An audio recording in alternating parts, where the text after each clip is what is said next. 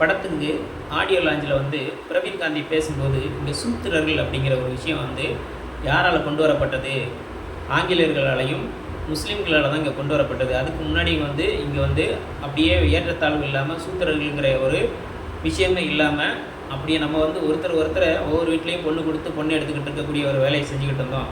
எல்லோரும் ஒவ்வொரு வீட்டில் போய் சாப்பிட்டுட்டு அவங்க கூட அப்படி சகஜமாக பழகிட்டு வந்தோம் அப்படிங்கிற அடிப்படையில் தான் இந்த பிரவீன் காந்தியோட பேச்சு இருந்துச்சு. ஏன்னு கேட்டிங்கன்னா, இங்கே சூத்திரர்கள் அப்படிங்கிற ஒரு விஷயத்தை கொண்டு வந்ததே இந்த மனு தர்மத்தின் வாயிலாக இந்த பார்ப்பனர்கள் தான் கொண்டு வந்தாங்க. அப்போ அந்த அடிப்படை அறிவு, அந்த அடிப்படையான ஒரு அந்த சித்தாந்தம் கூட தெரியாத ஒரு தற்குறி தருதலையாக தான் இந்த பிரவீன் காந்தி அப்படிங்கிறவன் பேசுகிறான். அப்படிங்கும்போது நம்ம இவனுக்கெல்லாம் பதில் சொல்லணுமா அப்படிங்கிற ஒரு சிந்தனைலாம் இருந்துச்சு. கண்டிப்பாக இப்படிப்பட்ட நபர்கள், பிற்போக்குவாதிகள் பேசும்போது அதை நம்ம கடந்து போகிறோம் அப்படின்னு சொன்னால் கண்டிப்பாக அவங்க சொல்கிறது உண்மை அப்படிங்கிற ஒரு சூழல் ஏற்பட்டுவிடும். அப்படிங்கிற காரணத்தினால தான் நம்ம என்ன பண்ண வேண்டியது இருக்குது, இதுக்கெல்லாம் பதில் சொல்ல வேண்டியது இருக்குது. இதுக்கு முன்னாடி பார்த்திங்கன்னா, கடந்த காலங்களில் அந்த நந்தனை வந்து கோயிலுக்குள்ளே போக விடாமல் தடுத்ததே இந்த சாதியவாத, இந்த மனு தர்மம் தான். அடுத்த வைக்கத்தில் பார்த்திங்கன்னு வச்சுக்கோங்களேன், வைக்கத்தில் பெரியார் வந்து எதுக்காக போய் போராடினார், அந்த கோயில் பாதையில் நடக்கக்கூடாது அப்படின்னு சொல்லி அந்த மக்களை வந்து தடுத்தார்கள். அதுக்காகத்தான் பெரியார் போய் அங்கே போய் போராடினார்.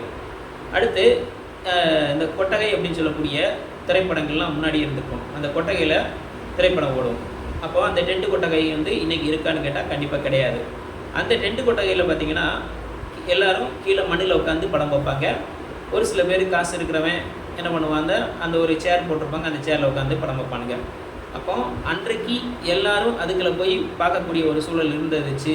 இன்றைக்கி அதெல்லாம் மாறி என்னவாயிடுச்சு, தேட்டராக மாறிடுச்சு. அதனால் இங்கே எல்லோரும் வந்து சரிசமமாக உட்காந்து பார்க்குறாங்க அப்படிங்கிற ஒரு விஷயத்த எல்லாருமே சொல்லிகிட்டு இருக்காங்க. கண்டிப்பாக இந்த பிரவீன் காந்தி பேசின பேச்சிலேருந்து நம்ம அதை எடுத்து பார்த்தோம்னா, அந்த டென்ட்டு கொட்டகை போனதுக்கப்புறமா தேட்டர் வந்துச்சு. தேட்டருக்கு படங்கள் வந்ததுக்கப்புறம் பார்த்திங்கன்னா, சாதாரணமாக இருக்கக்கூடிய சாதி அடிப்படையிலையும் பொருளாதார அடிப்படையிலையும் அதை பாகுபடுத்தப்பட்டு பிரித்து வைக்கப்பட்ட மனிதர்கள் வந்து அங்கே படம் பார்க்க வர முடியாத ஒரு சூழல் இருந்துச்சு.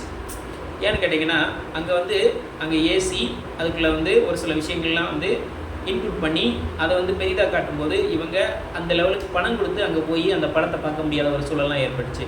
இப்போ அது எல்லாத்தையோட பார்த்தீங்கன்னா, தேட்டருங்கிற அடிப்படையில் வந்து இன்றைக்கி மல்டிப்ளெக்ஸ்னு ஒன்று வந்துருச்சு. அந்த மல்டிப்ளெக்ஸ் தேட்டர் வந்ததுக்கப்புறம் இங்கே வந்து டாக்டரு, இன்ஜினியரு, பெரிய பெரிய ஆட்கள் வந்து அங்கே வந்து அமைதியாக அந்த ஏசி ரூமுக்குள்ளே உட்காந்து படம் பார்த்துட்டு போகக்கூடிய அளவில் தான் இருக்குது. அதே ஒரு மல்டிப்ளெக்ஸில் ஒரே கேம்பஸுக்குள்ளே 5 தேட்டரு 4 தேட்டரு அப்படின்னு சொல்லி இருக்கக்கூடிய சூழல் தான் இருக்குது. இதுக்குள்ளே எல்லா மக்களும் வந்து படம் பார்க்க முடியுமான்னு கேட்டால் கண்டிப்பாக படம் பார்க்க முடியாது. காரணம் என்னென்னு கேட்டால், சமீப காலங்கள்லேயே சென்னையில் ஒரு சில தேட்டர்களில் இந்த தெருவோரம் வசிக்கக்கூடிய அந்த மக்கள் வந்து படம் பார்க்க வரும்போது அவங்களுக்கு டிக்கெட் கொடுக்காம அவங்கள அவமானப்படுத்தி அவங்கள புறக்கணித்து அனுப்பக்கூடிய ஒரு வேலைகள்லாம் நம்ம கண்டிப்பாக அந்த கடந்த கால விஷயங்களில் பார்த்துருக்கோம்.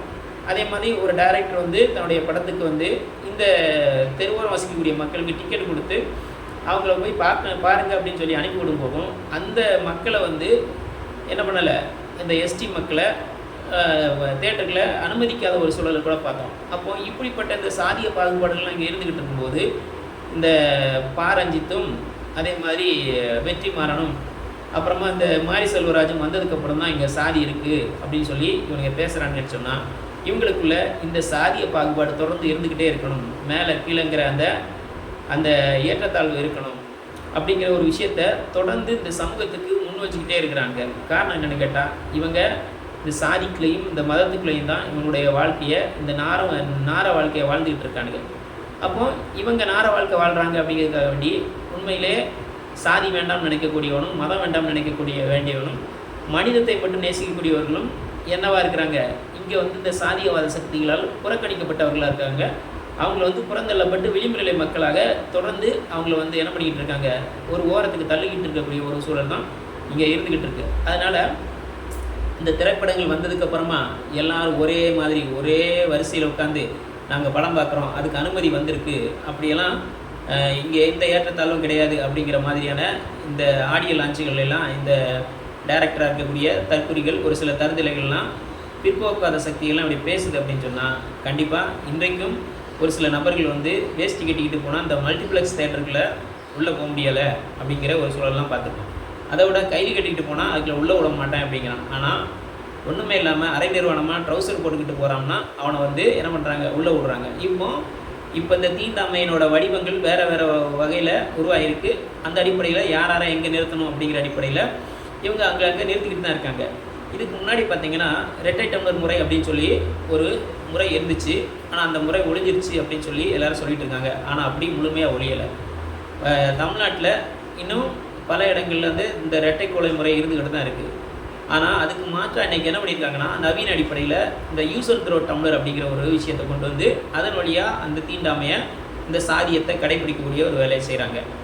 அதுக்கப்புறமா இன்றைக்கு அதே அடிப்படையில் தான் பார்த்திங்கன்னா, இந்த தியேட்டர்களுக்குள்ளே போகக்கூடிய இந்த விளிம்பு நிலை மக்கள், இந்த சாதியத்தால் வந்து புறந்தள்ளப்பட்ட மக்கள் வந்து என்ன பண்ண முடியலை, இந்த தியேட்டர்களுக்கு இயற்கையாக வந்து படம் பார்க்க முடியாத ஒரு சூழல் இருக்கும்போது, இங்கே சாதியே இல்லை, இங்கே சாதியை வந்து உருவாக்குனது இந்த பாரஞ்சித்தும் வெற்றிமாறன் தான் அப்படின்னு பேசுகிறது எவ்வளோ பெரிய அபத்தம் அப்படிங்கிறத வந்து கண்டிப்பாக மக்களாகிய நீங்கள் வந்து சிந்திச்சிருப்பீங்க.